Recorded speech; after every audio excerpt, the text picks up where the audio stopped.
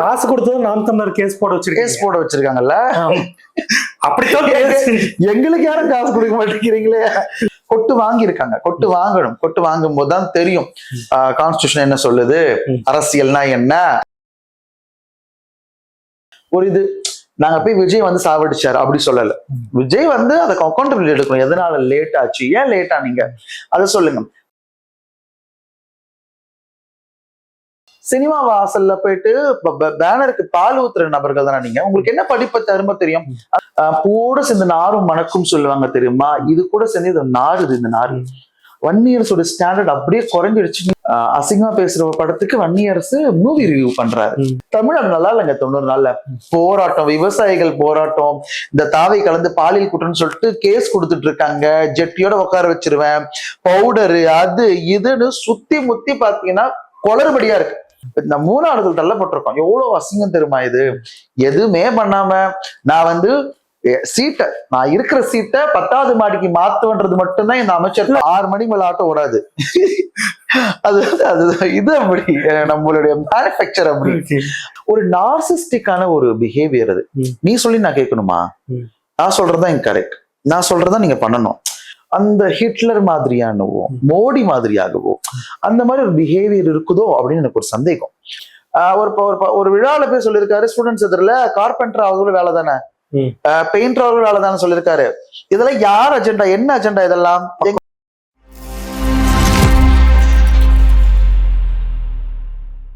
My Chennai 360 தோழர்களுக்கு வணக்கம். இன்றைய அரசியல் நிகழ்வு குறித்து நம்மோடு தொடர்ந்து பேசுவதற்காக ஜென்சி டிஎம்கேவை சேர்ந்த தோழர் சரண் ஜெயராமன் அவர்களுக்கு அவர்கிட்ட சமகால நிகழ்வு குறித்து கேட்டது. தொடர் வணக்கம். வணக்கம் தொடர். தமிழ்நாடு அரசியல் களம் பல விறுவிறுப்பா போயிட்டு இருக்குது.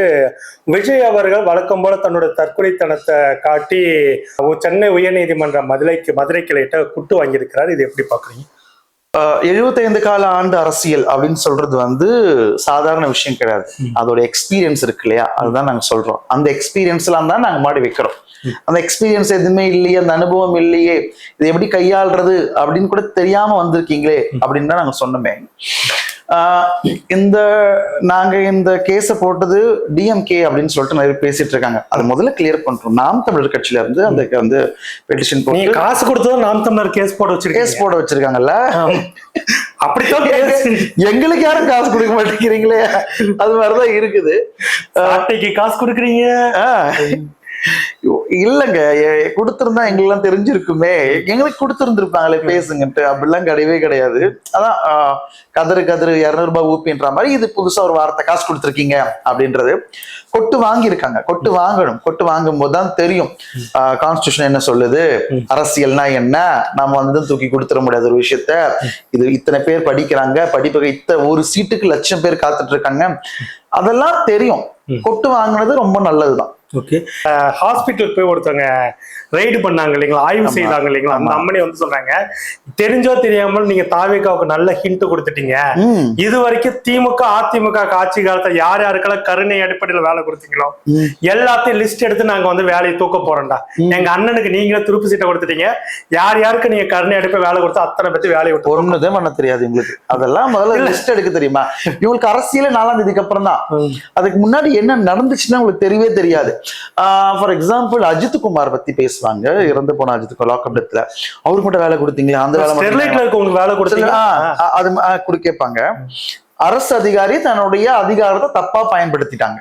அந்த அக்கௌண்டபிலிட்டி எடுக்கிறாங்கல்ல அரசு, அதுக்கு அதான் அக்கௌண்டபிலிட்டி எடுத்து, ஆமா எங்க சைடு ஒரு தவறு நடந்திருக்கு, அந்த இழப்பீடு நாங்க சரி கட்டுறோம்ட்டு நான் உங்களுக்கு வேலை கொடுக்குறோம். இங்கேயும் தவறு தான் நடந்திருக்கு. காவல்துறையோட அஜாக்கிரதையால தானே இந்த உயிர்கள் போயிருக்கு, 41 உயிர்கள்.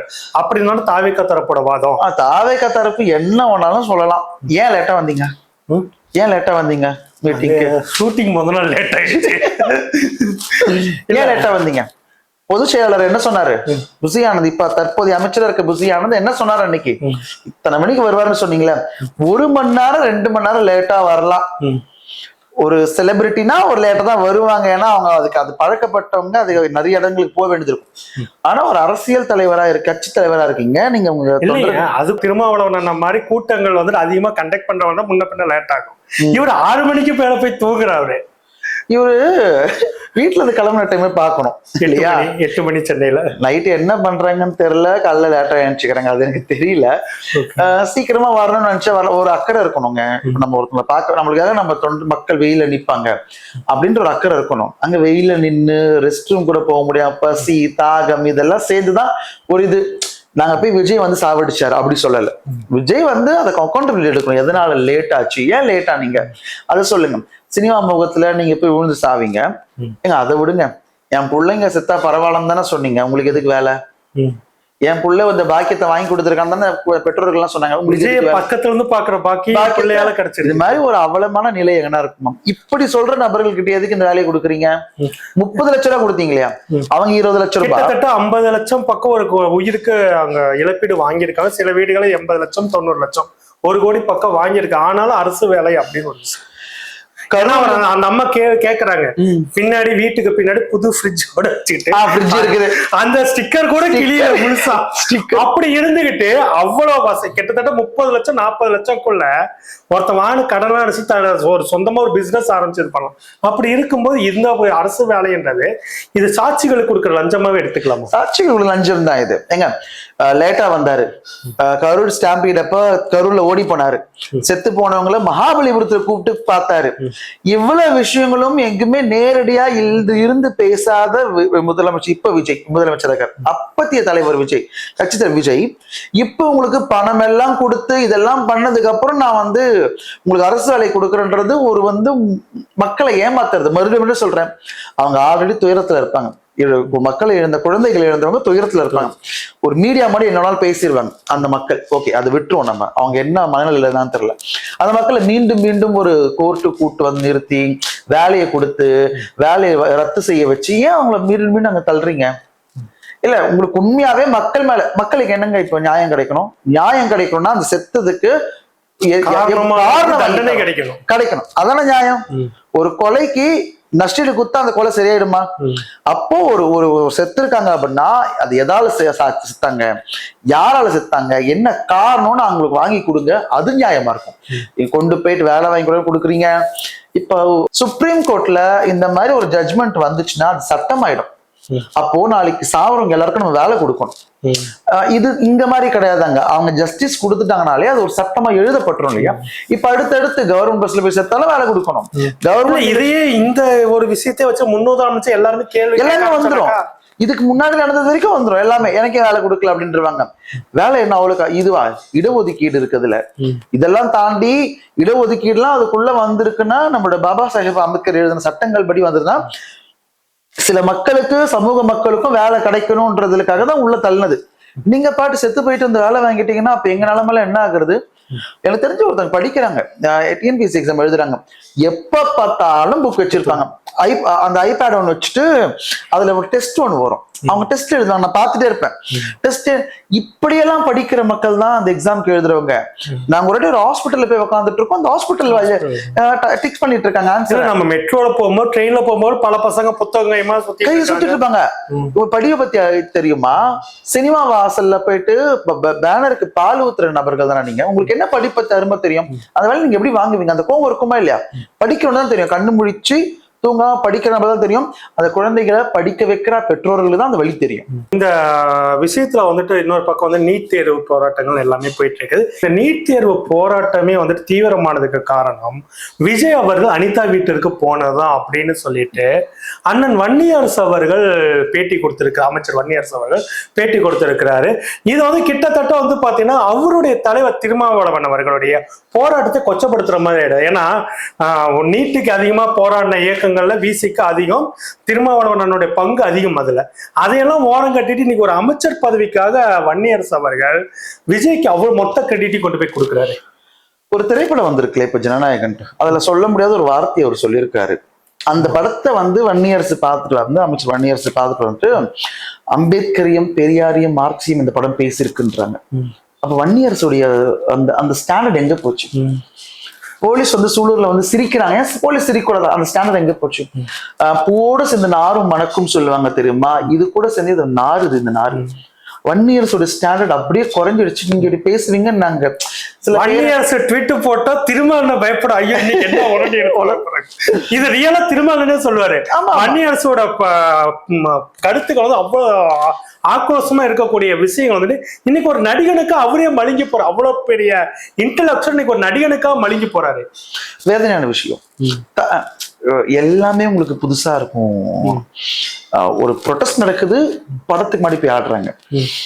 அசிங்கமா பேசுற ஒரு படத்துக்கு வன்னியரசு மூவி ரிவ்யூ பண்றாரு. எப்படி மாறி இருக்கு பாத்தீங்களா? மேபி இதான் மாற்றம் நினைக்கிறேன் நானு. லியோ படம் ரிலீஸ் ஆனப்போ வந்து பாத்தீங்கன்னாக்க எவனோ ஒரு அப்படின்னு சொல்லிட்டு ஒரு வார்த்தையை போட்டது கடுமையான எதிர்ப்புகள் கிளம்புச்சு. அதுக்கப்புறம் தான் இந்த படத்தை எடுக்கிறாங்கக்குள்ள இந்த மாதிரி வசனங்கள் வந்து ஒரு சிஎம் கேண்டிடேட்டா நாம நிக்க போறோம், படத்தை எடுக்கணும்னு சிஎம் கேண்டிடேட் அப்படிங்குள்ள இந்த மாதிரி வசனங்கள்லாம் பேசலாமான்ற எண்ணம் கூட இல்லாத ஒரு அறிவிலியா இருந்துட்டு இருக்கிறீங்க அப்படின்னா இன்னைக்கு குழந்தைங்க வரைக்கும் பாத்தீங்கன்னா டேஷ் போட்டு பேசுற நிலைமைக்கு போயிடுச்சு. இல்ல ஒரு ரீலே வருது, அப்படியே ஒரு குழந்தை வந்துட்டு அந்த ஜனநாயகம் படத்துல வர அந்த பஸ் மேல இருந்து பேசுறது ரீல் போட்டு அப்படியே பேசுறது எப்படி எடுத்துக்கிறது? நம்ம ஒரு முன்னுதாரணமா இருக்கும். நாம எப்படி பேசணும்னு இருக்கேன்னா, நீங்க நடிகரா இருந்து அரசியலுக்கு வந்திருக்கீங்க, உங்களை சுத்தி ஒரு பெரிய ஃபாலோவர் இருக்காங்க. நீங்க என்ன பண்ணாலும் நீங்க வைக்கிற ஹேர் ஸ்டைல் கூட வைக்கிறாங்க, நீங்க போட்டு போறீங்கன்னா அதையும் பண்றாங்க. அப்போ நாம ஒரு முன்னுதாரணமா இருக்கும்போது நம்மளுக்கு ஒரு சமூக பொறுப்பு வேணும். குழந்தைகள்லாம் உங்களுக்கே தெரியும், கிண்டர் ஜா வாங்கி கொடுத்து ஓட்டு போடுங்கன்றீங்க அப்படின்னா ஒரு குழந்தைகளுடைய ரசிகர்கள் அதிகமா இருக்காங்கன்னு அர்த்தம். அப்ப நம்ம எதை முன்னிறுத்துறோம்? அந்த படத்துல பெண் குழந்தைகள் பாதுகாப்பு பத்தி பேசப்பட்டிருக்க, சொல்லப்பட்டிருக்காங்க. நான் இன்னும் அந்த கேசரியை பார்க்கல, பேசிருக்காங்க. அதுக்கு அந்த பகவன் கேசரில பாலையா பேசுற வசனம் கூட கொஞ்சம் ரசிக்கிற மாதிரி இருந்தது. அதே சீனை இவங்க வச்சிருக்கிறாங்க, ஏன்டா அதுக்கு பாலையாவே பரவாயில்லன்னு போயிடுச்சு. நம்மளுக்கு அந்த சமூக பொறுப்பு இல்லாம போயிடுச்சு. ஒரு முதலமைச்சர் அவர்களே வாயில் நல்லா வந்துரும் டேஷ்ன்றது, இதெல்லாம் பேசும்போது குழந்தைகள் பேசுறாங்க. நிறைய பேர் வந்து அத நம்மளுக்கு கமெண்ட்லயே சொல்றாங்க, இந்த மாதிரி வார்த்தையில அவங்க நார்மலைஸ் பண்ணிட்டு போறாங்க. நார்மலைஸ் பண்ணிட்டாங்க. ஒரு ப்ரொஃபைல் இருக்கு தீபக் அப்படின்ட்டு ஒரு இன்ஸ்டாகிராம்ல, அவர் எப்பவுமே சொல்லுவாரு, அதாவது நாம ஏதாவது வன்புணர்வு நடந்தாலும் ஹராஸ்மெண்ட் நடந்தாலும் பேசணும்னு வச்சுக்கோங்களேன், திமுக கூட தான் ஊழல் பண்ணுச்சு கேட்டியா, டேய் ஊழலையும் ஒரு செக்ஷுவல் அபியூஸையும் நீங்க நேரா வைக்கிறீங்க. அந்த மென்டாலிட்டி மாறிட்டீங்க, நீங்க நார்மலைஸ் பண்றீங்க. ஊழல் எல்லாரும் பண்றாங்க, ஊழல் பண்றாங்களா அது விடுங்க, முதல்ல ஊழலை விட்டுருங்களேன். இங்க செக்ஷுவல் அபியூஸ் நடக்குது, நாங்க பேசுறோம், அதை கேளுங்கன்னா இதை கேளுங்க இதை கேட்கிறோன்றாங்க. அப்ப எந்த மாதிரி மென்டாலிட்டியில இருக்கீங்க? அந்த மேல் சாவனிஸ்ட், அந்த ஆணாதிக்க தன்மை இருக்குமா, இதெல்லாம் இங்க நார்மலைஸ் ஆகுது. பெண்களை இழிவுபடுத்தி பேசுறது நார்மலைஸ் ஆகுது, டேஷ்ன்றது நார்மலைஸ் ஆகுது, இங்க எல்லாமே நார்மலைஸ் ஆகுது. ஜெட்டியோட உட்கார வைப்பன்னு ஒரு அமைச்சர் சொல்றாங்க, ஒரு எம்எல்ஏ சொல்றாங்க, நார்மலைஸ் ஆகுது. இல்ல அதே எம்எல்ஏ வந்துட்டு அந்த அமைச்சர் வந்துட்டு பார்த்தேன் ஜெகதீஸ்வரி ஜட்டியோட நிக்க வைக்கிறோம் அப்படின்னு சொன்னாங்க பாத்தீங்களா. அவங்க வந்து பாத்தீங்கன்னாக்கா அவங்க ரிப்போர்ட்டர் இருந்த காலத்திலேயே இதே விஜய்க்காக தன்னோட சக ரிப்போர்ட்டர் கொலமேட்டர் கொடுத்திருக்காங்க. அந்த வீடியோ நம்ம போட்டிருக்கோம். கண்டிப்பா இது இவங்க ரொம்ப ஈஸியா முதல்ல தலைமை கேட்கணும், முதல்ல தலைமை கேட்கணும். திமுகவுக்கும் தாவேக்கும் அந்த ஒரு வித்தியாசம் சொல்றேன். நாங்க எல்சி டிஎம்கேல தானே பேசுறோம், நாங்க எங்கேயாவது கொஞ்சம் வார்த்தை தப்பா பேசிட்டா உடனே எங்களை கூப்பிட்டு திட்டுறாங்க. ஓஜிடிஎம்கே நல்லா திட்டுறாங்க, தலைமையில கூப்பிட்டு சொல்லுவாங்க, இதை பேசாதீங்க, இதை தவிர்த்துடுங்க. இதை ஏன் தாவாக்க எடுக்க மாட்டேங்குது, இதை ஏன் தாவேக்க எடுக்க மாட்டேங்குதுன்னு நான் கேட்கறோம். அப்ப வளர்த்து விட்டுறீங்களா நீங்க? இதெல்லாம் நார்மலைஸ் பண்றது, நிக்க வச்சு கொன்னுடுவேன்னு சொல்றாங்க ஒரு அந்த ரெக்கார்ட்ல. அதாவது கொன்னுடுவேன்னு சொன்னவங்க பிரச்சனை கிடையாது, வாய்ஸ் இட்டான் பாத்தீங்களா, லீக் பண்ணால அவனுக்கு பிரச்சனை. என்னத்தை நீங்க நார்மலைஸ் பண்றீங்க? அப்ப நீங்க எதுவுமே வெளியே சொல்லக்கூடாதா? அப்ப சொன்னா எங்களுக்கு பிரச்சனை. அப்படிதான் அரசு போயிட்டு இருக்கு. அமைச்சர் ஜெகதீஸ்வரியோட அந்த ஆடியோ கேட்கும் போது உங்களுக்கு இடையே அதாவது வந்துட்டு இது ஏன்டா லட்டுக்காக தான் இது இவ்வளவு பெரிய மிரட்டலாம் சொல்றாங்க, உண்மையிலேயே அரசியல் லட்டுல இருக்குதா இல்ல லட்டுக்கு பின்னாடி இருக்க டீலிங்ல இருக்கா? லட்டுல தான் இருக்குதுன்னு நான் நினைக்கிறேன். ஏன்னா அந்த அளவு அறிவு இல்லை. இப்போ அவங்க சொல்றாங்க பாத்தீங்களா, பார்டருக்குள்ள வந்துருவியா, சினிமா டைலாக், பார்டர் இதுக்கு பின்னாடி பெரிய டீலிங் கூட இருக்கலாம், சரிங்களா? நம்மளுக்கு அது தெரியல, அதுக்குள்ள எல்லாம் போத்தவல. ஆனா நீங்க சண்டை போடுறது எதுக்கு? லட்டுக்கு, பேனர்ல பேர் போடாததுக்கு, சீப் பாலிடிக்ஸ். இதெல்லாம் சரண் அரெஸ்ட் பண்றது, சரண் அடுத்த நாள் முன்னாள் அமைச்சர் ராதாகிருஷ்ணன் அரெஸ்ட் பண்றது, சரண்ன்றவன் ரீல்ஸ் போடுற பையன், ரீல்ஸ் போறவனுக்கு பயப்படுறீங்க, லட்டு கொடுக்காதவனுக்கு பயப்படுறீங்க, பேனர்ல பேர் போலன்னு பயப்படுறீங்க. எலும்ப உடைச்சிருவான்னு சொன்னவரை தூக்கி உள்ள வைப்பீங்க. பகிரங்க மிரட்டல் பண்ண மாட்டாங்க. ஆனா அதுக்கு எதுவுமே பண்ணவே மாட்டாங்க. நீங்க வேணா பாருங்க, ஒண்ணுமே பண்ண மாட்டாங்க. உண்மையாவே சொல்றேன், நீங்க ஒரு மாற்றம் தானே வந்தீங்க. அப்ப அந்த மாற்றம் நீங்க தக்க வைக்கணும்னா நீங்க நடவடிக்கை எடுக்கணும் தானே. சரத் மேல எடுக்கல, கீர்த்தனா வந்து வாட் இஸ் யுவர் ஃபாதர்னு போயிட்டு இன்ஸ்பெக்ஷன் பண்றாங்க, தேவையில்லாம அவங்க மேல நடவடிக்கை எடுக்கல. இப்ப ஜெகதீஸ்வரி இன்னும் பல பேர் வெளியே வந்திருக்கு, பாலியல் குற்றம் பண்ணி 2-3 பேர் நான் பாக்குறேன் நியூஸ் செய்தியில. இந்த மாதிரி என்ன வந்து என் குழந்தைய அசிங்கப்படுத்தி பேசுறாருன்னு ஒரு அம்மா பேசுறாங்க. தாவைக்கால இருந்து முக்கியமான நேத்து மீடியாக்கார ஒருத்தர் அடிச்சாரு சோளிங்கர்லயா, சோளிங்கர்ல மீடியாக்கார மேல கை வச்சு இத்தனையும் அவங்களுக்கு வாய்ஸ் கொடுக்குறாங்க அதே டிவி. எனக்கு மீடியா பத்தி ஒரு காலத்துல ஜேர்னலிஸ்ட்னா ஒரு மரியாதை இருக்கும் எங்களுக்குலாம். நாங்க பார்த்து வளர்ந்த ஜேர்னலிஸ்ட் நிறைய பேர் இருக்காங்க. நாங்க பேசுறதெல்லாம் எடுத்தீங்கன்னா ஒண்ணு எங்களுடைய தலைவர்களை பார்த்து நாங்க பேசுவோம், எங்களுக்கு அடுத்து எங்க கண்ணுக்கு தெரியவங்க ஜேர்னலிஸ்ட் தான், இவங்களை பார்த்து நாங்க பேசுறேன். அவங்களோட நிலைமை இப்ப இப்படி இருக்கு தெரியுமா? கரூர்ல மீடியாவை உள்ள ஆனா நீங்க அங்கதான் போய் நிக்கிறீங்க, உங்களுக்கு சோர்ஸ் தான் வருது, இங்க உங்களை கை வச்சிருக்காங்க, நீங்க குரல் கொடுத்த இங்க ரிசல்ட் வரும்போது இங்க கொண்டாட்டத்தை நாங்க பார்த்துட்டு தானே இருந்தோம் டிவி சேனல். ஆனா இப்ப உங்களையும் அடிக்கிறாங்க. இதெல்லாம் பாருங்களேன், அடிக்கிறது. தமிழ்நாடு நல்லா இல்லைங்க. 90 நாள்ல போராட்டம், விவசாயிகள் போராட்டம், இந்த தாவை கலந்து பாலியல் குற்றம்னு சொல்லிட்டு கேஸ் கொடுத்துட்டு இருக்காங்க, ஜெட்டியோட உட்கார வச்சிருவேன், பவுடரு அது இதுன்னு சுத்தி முத்தி பாத்தீங்கன்னா குளறுபடியா இருக்கு. என்ன வளர்ச்சி? 90 நாள் என்ன நீங்க முன்னேற்றம் பண்ணீங்க சொல்லுங்க? 90 நாள் ஒண்ணும் பண்ண முடியாது சொல்லுங்க. சரி, யார் கூட மீட்டிங் போட்டீங்க, எந்த அதிகாரி கூட மீட்டிங் போட்டீங்க காட்டுங்க. எதுவுமே பண்ணாம இந்த 90 நாள் ஓட்டி இருக்கீங்கன்னா கடன் வேற. நீங்க 90 நாள் கடனுக்கு வந்துடுறேன். கிட்டத்தட்ட 3 மாசத்துல வந்து பாத்தீங்கன்னா 20,000 கோடி வந்து கடன் வாங்கியிருக்காங்க அப்படின்னு சொல்லிட்டு இது பண்ணாலும் இதெல்லாம் திமுக வாங்கின கடனுக்காக நாங்க வாங்க வேண்டியதாச்சு அப்படின்ற மாதிரிலாம் பேசுறாங்களே. திமுக 5 வருஷம் ஆட்சி பண்ணுச்சு, அது மாதிரி 10 வருஷம் ஏடிஎம்கே. அப்ப நாங்க வாங்கும் போது அதோட கடனை தானே வாங்கி நாங்க வட்டி கட்டியிருப்போம். இப்ப நீங்க வட்டி கட்டும் போது மட்டும் திமுக வாங்கின கடன்றீங்க, அப்ப திமுக கடன் வாங்கியிருந்தா மட்டும் திமுக வாங்கின கடன். ஆனா திமுக வாங்கின கடனாவே இருந்தாலும் அந்த இடத்துல ஜிடிபி நல்லா இருந்துச்சு.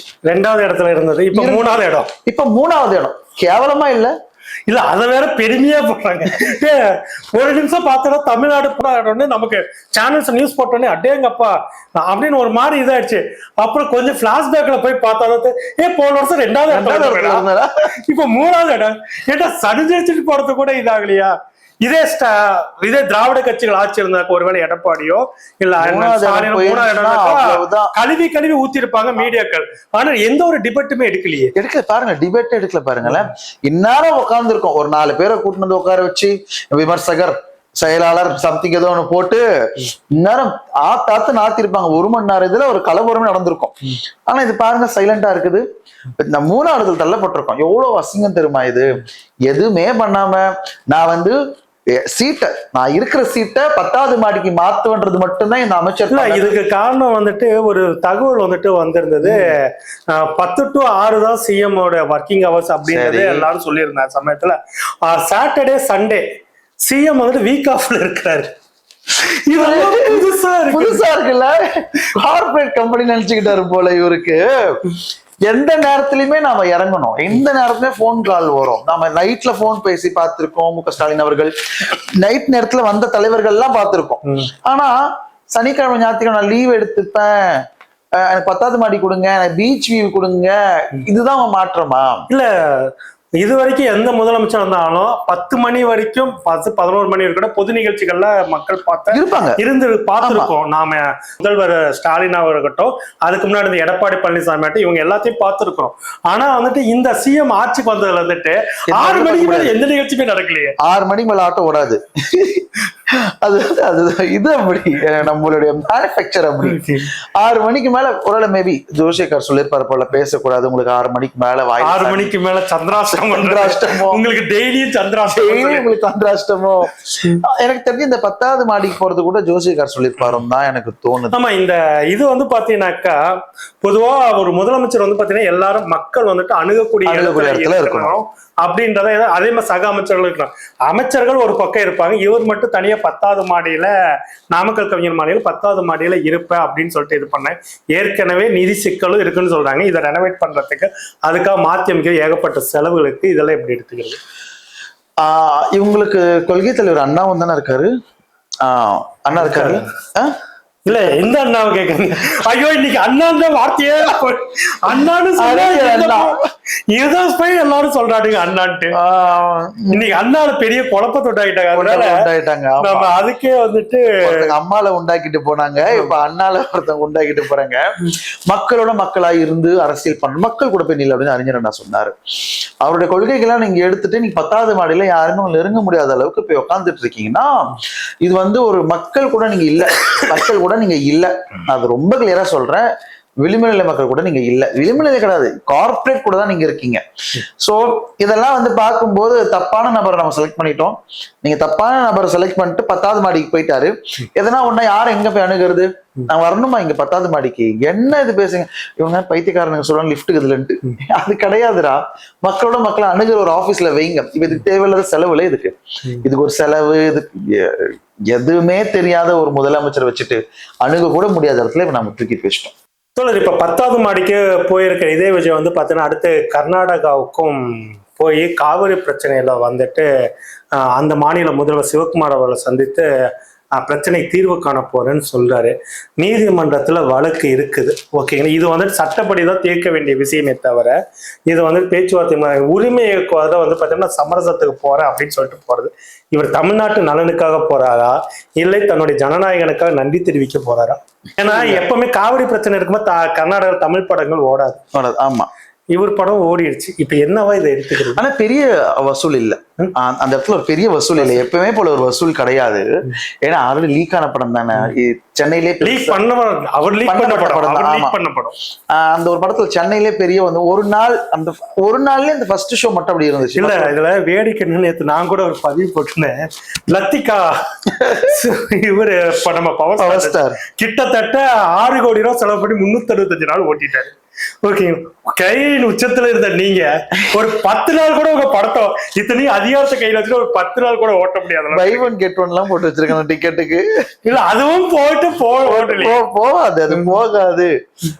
காவேரி அது வந்து காவேரி பிரச்சனைக்கெல்லாம் அவர் போல நன்றி தெரிவிக்குவார் தான் இருக்குமே, ஓகேங்களா. ஏன்னா நம்ம அடுத்து பிஎம் ஆக போறோம் இல்லையா, அதனால இப்ப எல்லாத்தையும் தமிழ்நாட்டு அழிச்சாச்சு, அடுத்து இந்தியாவே அழிக்கிறது வேண்டியதான். அதுக்காக இவர் எல்லாரும் கூட இப்ப சுமூகமா இருப்பாரு பாருங்க.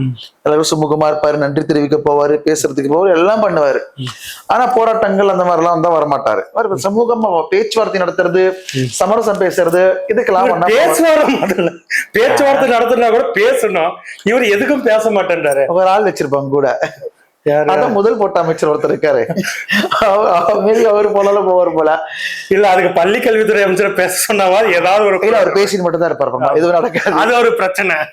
அது இங்க எல்லாருமே எல்லாருக்கிட்டையும் ஒரு பிரச்சனை இருக்கு. சோ அங்க போறது வந்து சும்மா கண் துடைப்பு தான். அது மேகதாது விஷயம் பத்தி இது வரைக்கும் வாய் திறந்து பேசல. முசியானது அதை பத்தி என்னன்னு பேசல. நீர்வளத்துறை அமைச்சர் அவர் எதுவும் பேசல. தன்னோட வேலை என்னன்னே நிறைய பேர் தெரியாம இருக்காங்க. இல்ல இந்த மாதிரி காவிரி நான் கடந்த ஆட்சி காலங்கள் நான் சொல்றேன், காவிரி சம்பந்தப்பட்ட பிரச்சனைகள், மாநிலம் சம்பந்தப்பட்ட பிரச்சனைகள் வந்து பாத்தீங்கன்னாக்கா திமுக ஆகட்டும் இல்ல அதிமுக ஆகட்டும் என்னன்னாக்கா மற்ற கட்சிகள் கலந்து ஆலோசித்து ஒரு அவசர கூட்டம் எல்லாமே பண்ணி இது பண்ண சிறப்பு சட்டமன்றத்தை கூட்டி எல்லாமே இது பண்ணாங்களா? அந்த மாதிரி எதுவுமே நடக்க மாட்டேங்குது. முன்னாடி இருந்த கட்சி நீ திமுக கேட்கணும், அட்லீஸ்ட் அண்ணா திமுக கேட்கல, அது கூட கேட்கறது தயக்கம். எங்க தலைவர் ஸ்டாலின் அவர்களும் சொன்னார் இந்த கூட்டத்தை ஒண்ணு நீங்க கூட்டணும் அப்படின்னு சொன்னாரு. நீ என்ன சொல்ற? ஒரு நார்சிஸ்டிக்கான ஒரு பிஹேவியர் அது. நீ சொல்லி நான் கேட்கணுமா? நான் சொல்றதுதான் இங்க கரெக்ட், நான் சொல்றதுதான் நீங்க பண்ணணும். அந்த ஹிட்லர் மாதிரியானவோ மோடி மாதிரியாகவோ அந்த மாதிரி ஒரு பிஹேவியர் இருக்குதோ அப்படின்னு எனக்கு ஒரு சந்தேகம். நீங்க சொல்லிட்டு நான் கேட்டுருமா, நீங்க சொல்லி நான் கேட்டேன் நான் தோத்துட்டேன்னு அர்த்தம். அந்த பிஹேவியர் இருக்குதோ, நீங்க மக்கள் கூட இல்ல சிஎம், அது ரொம்ப வேதனையான ஒரு விஷயம். மக்கள் கூட சேர்ந்து கேட்டு மக்களுக்கு என்ன வேணுமோ அவங்க விருப்பப்படி பண்ணுங்க. ஆனா இது வாய்ப்பு கிடையாது. இந்த தாவேக்கு ஆட்சிக்கு வந்த காலத்துல இருந்து கவர்னர்களுடைய ஆதிக்கம் அதிகமா இருக்கு. கிட்டத்தட்ட பிஜேபி RSS அஜெண்டாவும் உள்ள கொண்டு வந்துகிட்டே இருக்கிறாங்க. தமிழ் தாய் வாழ்த்தா முதலில் பாடுவதற்கு டிவி டிபேட்ல அர்ஜுன் அஜித்தோ யாரோ ஒருத்தர் வந்து பேசினாரு. தமிழ் தாய் வாழ்த்து முதலில் பாடுவதற்கு எங்களுடைய அரசு வந்துட்டு இது வாங்கிட்டு வந்துட்டாங்க அப்படின்னு சொல்லிட்டு ஒன்றிய அரசுக்கு அனுமதி வாங்கிட்டாங்க, ஒன்றிய அரசு உத்தரவு கொடுத்துருச்சுன்னு சொல்லிட்டு அந்த அஜித் யாரோ ஒரு செய்தி தொடர்பு தாவேக்கால இருக்கக்கூடிய நபர் வந்து பேசினாரு. அது செந்தில்வேல் கூட வந்து பாத்தீங்கன்னாக்கா இதனால இவ்வளவு சிக்கல் இருக்கிறார். செந்தில்வேல் அவர்கள் சொன்னது போலவே சிக்கல் வந்து பாத்தீங்கன்னாக்கா எந்த தமிழ் தாய் வாழ்த்தை யார் எழுதினாரோ அவருடைய பல்கலைக்கழகத்திலே 3வது தள்ளப்படுது. அங்க வந்து பார்த்தா வந்தே மாதரம் தேசிய கீதம் 2 முறை பாடப்படுது, இசைக்கப்படுது. தமிழ் தாய் வாழ்த்து ஒரே ஒரு முறை அது கடைசியாக பாடப்படுது. இதெல்லாம் எப்படி எடுத்துக்கிறது?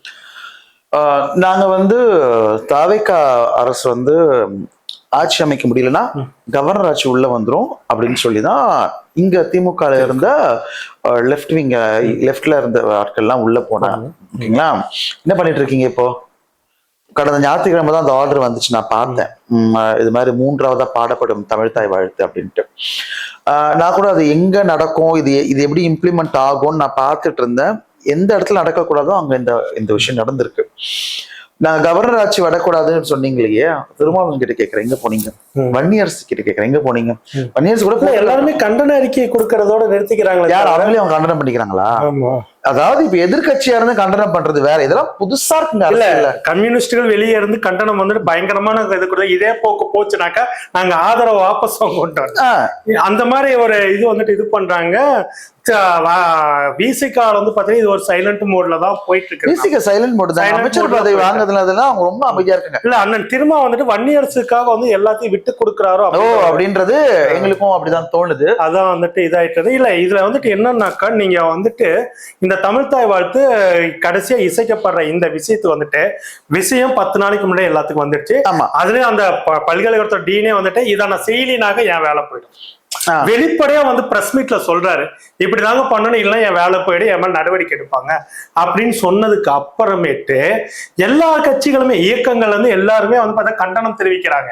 அது வரைக்கும் சைலண்டா இருந்த நம்ம தாவேக்காவோட ஐடிவிங்க திடீர்னு பார்த்து நிகழ்ச்சி முடிஞ்சதுக்கு அப்புறமேட்டு என் மொழியை வந்துட்டு நீ இது பண்ணினா சும்மா விட மாட்டேன், தமிழ் தாய் வாழ்த்து ஏன் பாடணும் ஏன் பாடக்கூடாது அதெல்லாம் வந்து இவங்களுக்கு தெரியாதுங்க. தமிழ் தாய் நம்ம இந்த உரிமையை வாங்கினதெல்லாம் எவ்வளவு போராட்டங்கள் நம்மளுக்கு கிடைச்சது, நம்ம பண்ணோம் எல்லாம் கிடையவே கிடையாது. ஒன்றிய அரசு நம்ம மேல எப்பவுமே ஒரு பார்வை வச்சுட்டே இருக்காங்க, இவங்களை எங்கேயாவது நம்ம ஒடுக்கிட முடியுமா அப்படின்ட்டு.